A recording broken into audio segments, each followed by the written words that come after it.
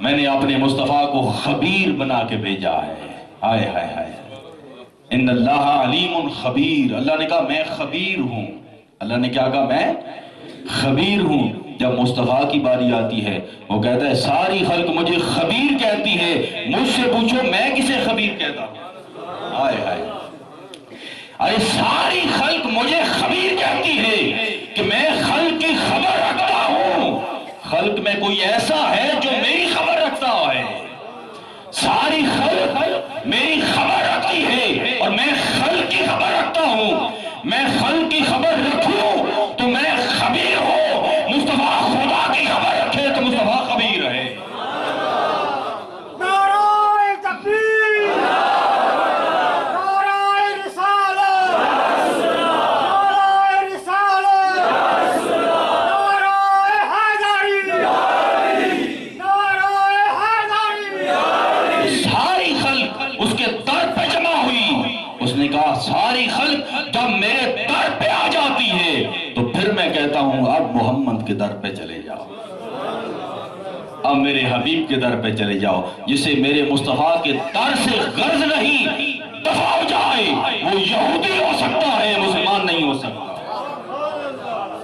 نعرہ تکبیر، نعرہ رسالت، نعرہ حیدری، علماء اہل سنت، سرکار کی آمد، سرکار کی آمد. تو اس نے کہا ساری خلق میرے در پہ آ گئی ہے. اے محمد صلی اللہ علیہ وآلہ وسلم، میں نے تو ساری خلق کا وجود تیرے در سے پیدا کیا ہے. ایمان کی حفاظت تیرے در میں ہے. ساری خلق مجھے یاد کرتی ہے، میری عبادت کرتی ہے، میرا ذکر کرتی ہے. میں نے کبھی یہ نہیں کہا کہ تم نماز پڑھ کے گئے ہو ابھی قبول کر لی ہے. یہ ایسی بات میں کہہ رہا ہوں جس پر کسی کا اختلاف نہیں ہے.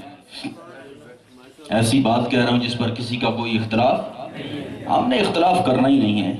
دلائل سے کرتے ہیں، دلائل سے اختلاف کرتے ہیں، نفرت نہیں کرتے. بس یہ ہمارا شیوا ہے. منہاج القرآن کا طریقہ ہے کہ ہم اختلاف ضرور کرتے ہیں، نفرت نہیں کرتے.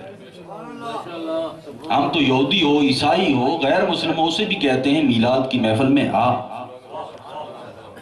کچھ سن تو صحیح، میرے نبی کا ذکر سن تو صحیح. ہم بند نہیں کراتے، ہم بند نہیں کراتے کیونکہ مسلمان ہیں اور مسلمان نبی کا ذکر کبھی بند نہیں کراتا. اس کی یہ شان نہیں ہے. مسلمان کو زیب نہیں دیتا. مسلمان تو خوش ہوتا ہے نا، اپنے نبی کا ذکر سنتا ہے، اس کا روح، اس کا جسم کا بال بال خوش ہوتا ہے کہ میرے نبی کا نام لیا جا رہا ہے. اور جسے غم ہوتا ہے خدا جانے کس وادی کا مسافر ہے. تو یہ بات کہہ رہا ہوں کہ ساری خلق عبادت کرتی ہے. اس نے کہا ساری عبادت تم کرو. یہ سب ظنی القبول ہیں، جن کے قبول ہونے یا نہ ہونے میں شک کیا جا سکتا ہے. ظنی القبول کا معنی یہ ہوتا ہے کہ پتہ نہیں قبول ہوئی ہے یا نہیں ہوئی. لیکن ایک عبادت ایسی ہے فرمایا اس میں شک نہیں کیا جا سکتا. مولا وہ عبادت کون سی ہے، وہ عمل کون سا ہے جس میں شک نہیں کیا جا سکتا؟ اس نے کہا باقی سارے عمل، نماز پڑھو، روزہ رکھو، حج کرو، زکات دو، یہ سارے اہل ایمان کے لیے ہیں اور ایمان والوں کے لیے آخرت ہے. ایمان والوں کے لیے آخرت ہے، کفار کے لیے کوئی آخرت نہیں. جتنے بھی اچھے کام کرے گا سب کی جزا دنیا پر دے دی جائے گی. ان کی آخرت میں کوئی جزا نہیں ہے. ہاں وہ عمل تمہیں بتا رہا ہوں کہ اس میں تمیز نہیں کی جاتی. چاہے کافر کرے، مسلمان کرے، مشرک کرے، یہودی کرے، عیسائی کرے، جو بھی وہ عمل کرتا ہے رب ذوالجلال کی قسم کسی صورت میں رد نہیں کیا جاتا، اس کی جزا دی جاتی ہے. وہ کیا؟ اس نے کہا تم وہ کام کرو جو میں کرتا ہوں. تم وہ کام کرو جو میں کرتا ہوں. وہ کیا؟ میں محمد پر درود پڑھتے رہو. خدا کی قسم کوئی عبادت اگر اگر رات بھی کی جا رہی ہو ساتھ درود پڑھ دیا جائے وہ کبھی رات نہیں کی جائے گی۔ اس نے کہا مصطفیٰ پر درود پڑھ دیا کرو، وہ عبادت بھی کبھی رد نہیں کیا جائے گی۔ نمازی نے نماز پڑھی، اس نے مان کیا کہ میں محمد جیسا ہو کر نماز پڑھ رہا ہوں، استغفراللہ۔ اس نے کہا میں مصطفیٰ جیسا ہو کر نماز پڑھ رہا ہوں، روزے رکھ رہا ہوں، یہ کام کر رہا ہوں۔ اس نے کہا سب سے افضل عمل جو میرے لیے ہے وہ نماز ہے۔ نماز پر غور کر، تجھے سبق کیا دیا جا رہا ہے۔ وہ کہتا ہے کہ تم نے رکوع کیا، سجدہ کیا، تشہد کیا، یہ سارے کام تم نے کیے، لیکن تیری نماز کو اس وقت میں نے مکمل نہیں ہونے دیا جب تک تو نے میرے مصطفیٰ پر سلام نہیں پڑھا۔ جب تک میرے مصطفیٰ پر سلام نہیں پڑھے گا تیری نماز مکمل ہی نہیں ہونے دی جائے گی۔ اور تیری نماز کی تکمیل ہی اسی میں ہے کہ مصطفیٰ پر سلام بھی پڑھ، مصطفیٰ پر درود بھی پڑھ۔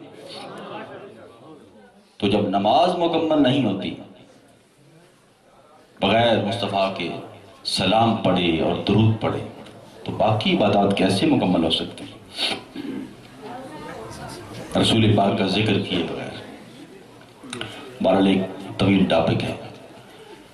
تو میں بات کہہ رہا تھا کہ یہ اللہ کی سنت ہے، میلاد منانا اللہ کی سنت ہے۔ اللہ پاک نے فرمایا وَإِذْ أَخَذَ اللَّهُ مِيثَاقَ النَّبِيِّينَ لما آتیتکم من کتاب و حکمہ۔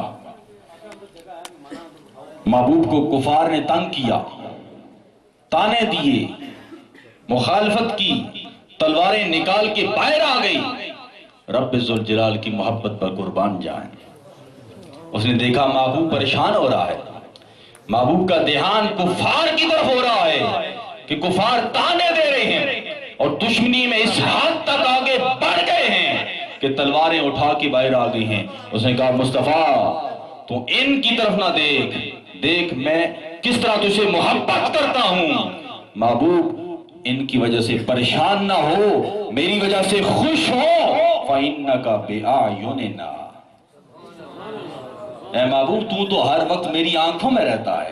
ہائے ہائے ہائے، مالک کہہ رہا ہے محبوب تو ہر وقت میری آنکھوں میں رہتا ہے، محبوب تو کیوں پریشان ہوتا ہے؟ ساری خلق کی حفاظت میں نے ان کے ذمہ رکھی ہے، صرف محمد کی ذات ہے جس کے بارے میں نے کہا واللہ یعصمک من الناس۔ مصطفیٰ ساری خلق کی حفاظت ان کے ذمہ ہے، لیکن تیری ذات کا معاملہ ہے، جدھر بھی جا بے درخوں کو جا، اس لیے کہ تیرا محافظ خود رب ذوالجلال ہے۔ میں خود تیرا محافظ ہوں، واللہ یعصمک من الناس۔ تو اللہ نے توجہ ادھر کرائی، کفار کی طرف محبوب نہ دیکھ، میری طرف دیکھنا۔ وَإِذْ کا جملہ یہ عربی میں علماء لوگ جانتے ہیں، یہ اس وقت بولا جاتا ہے جب کسی کے دھیان ادھر سے ہٹا کر کسی بڑے عام جملہ کی طرف لگانا مقصود ہو۔ فرمایا وَإِذْ محبوب چھوڑ ان کی باتیں، وہ وقت یاد کر۔ ہائے ہائے ہائے ہائے، ان کی باتیں چھوڑ، وہ وقت یاد کر کہ جب عرش معلیٰ پر تیرے ذکر کی محفل سجی تھی۔ محبوب تو مکہ کے کفار کو دیکھتا ہے، چھوڑ انہیں، چھوڑ، بس ادھر دھیان کر عرش معلیٰ کی طرف جب تیرے ذکر کی محفل میں نے سجائی تھی۔ وَإِذْ أَخَذَ اللَّهُ مِيثَاقَ النَّبِيِّينَ، محفل ایسی سجائی کہ اس کے اندر صرف نبی بلائے، محفل ایسی سجائی کہ اس کے اندر صرف نبی اور رسول بلائے۔ یہ عرش معلیٰ پر محفل سجائی گئی۔ یہ مصطفیٰ کریم صلی اللہ علیہ وسلم کے ذکر مبارک کی محفل سجائی گئی۔ اللہ نے نبی بلائے، رسول بلائے، صرف انبیاء اور رسول کی روحیں بلائیں، ان کی روحیں بلائی اور باقی کسی کو نہیں بلایا۔ مولا وجہ کیا ہے؟